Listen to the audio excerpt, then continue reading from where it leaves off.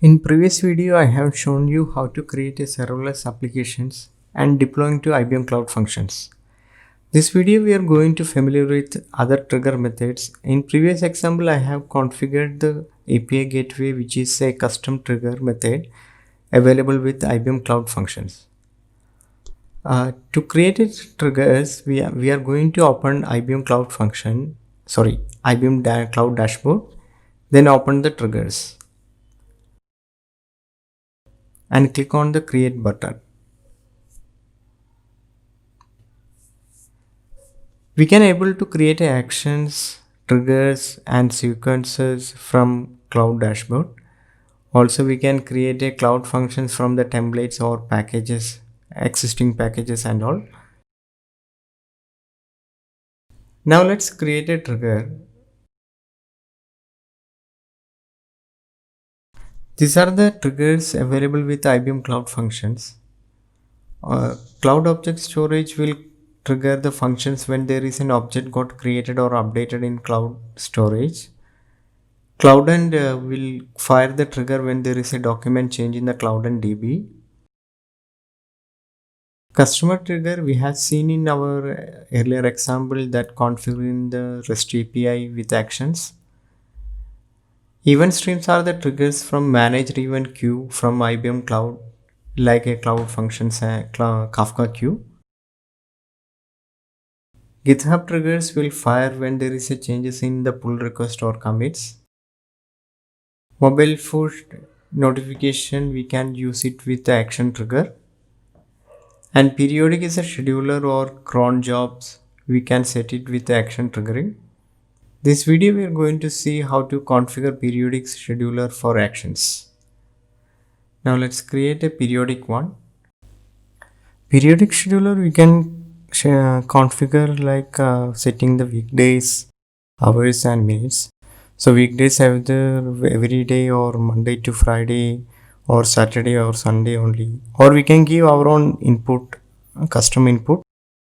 By setting 0 to 3, it will configure for Sunday, Monday, Tuesday, Wednesday, and week start from the 0 number. So in case if you want a middays, we can give like a 2 to 5. So 2 Tuesday, Wednesday, Thursday, Friday. The same way we can configure the hours also, either every day, every hour, every 6 hours, or we can give our own input. If it is as 24 hours, we can schedule it for a first 10 hours like 0 to 10. The same way we can configure the minutes also. And we can pass the JSON payload, which will be an input to the trigger. So JSON payload we can give like a JSON data, like a name, Rahul, this format we can give. So I'm going to create a periodic scheduler using command line option. So we can have a familiar with the command line also. Before we are going to use the command line option, we need to log in with IBM Cloud. In my previous video, I have shown you how to log in with IBM Cloud. So now we are going to use this command to create a trigger. For that, I'm using IBM Cloud. WSK is OpenWhisk, and trigger, create, and the name of the trigger every 20 seconds.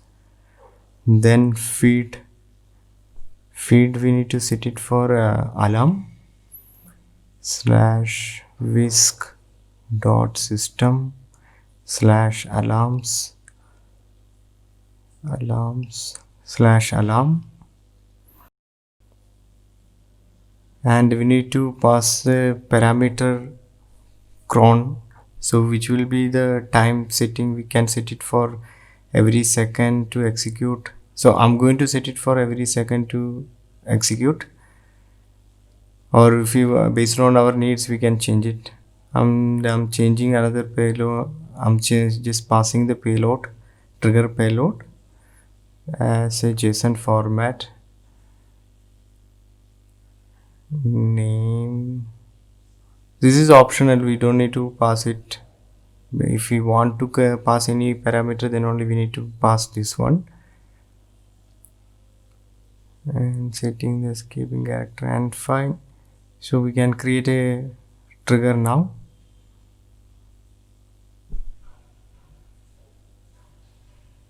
Yep, our trigger has been created, and these are the annotations: wait time, kind, timeout, limits, and the namespace and the response success. So our trigger has been created. Now list out the triggers whatever is created in our IBM Cloud OpenWhisk functions.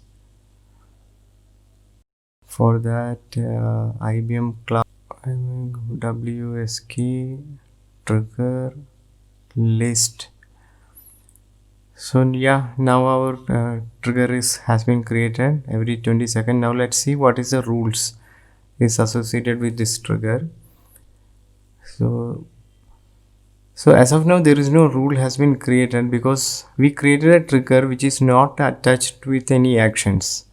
So then only it will create the rule. So for that we can go to IBM dashboard again and just refresh the page.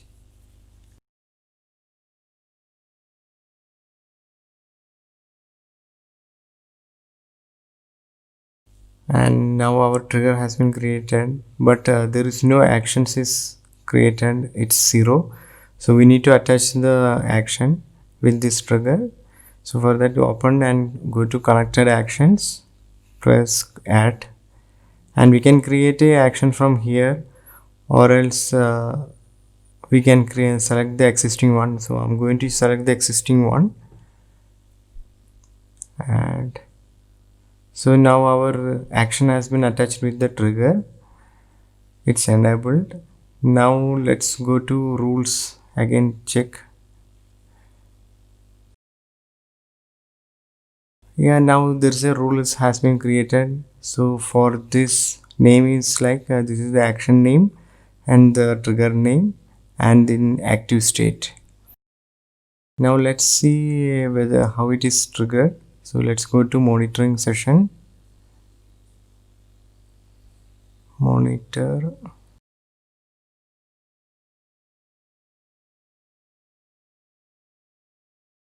So any trigger has been executed or action got executed, it will list out here. So this is a place where we can check the logs.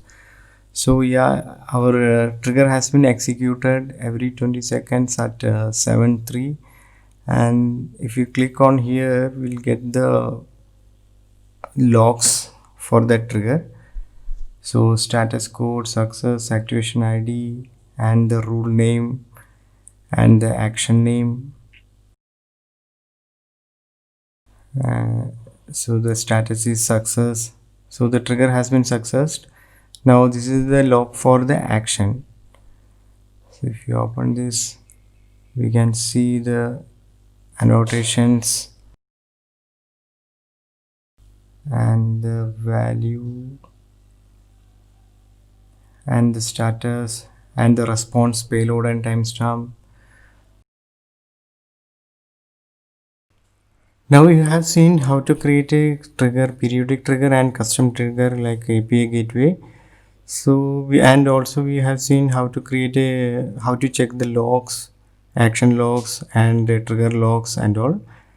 And we have seen how to create a trigger from the command line and say how to check the rules. Thanks for watching this video. If you have any queries, please comment out below this video.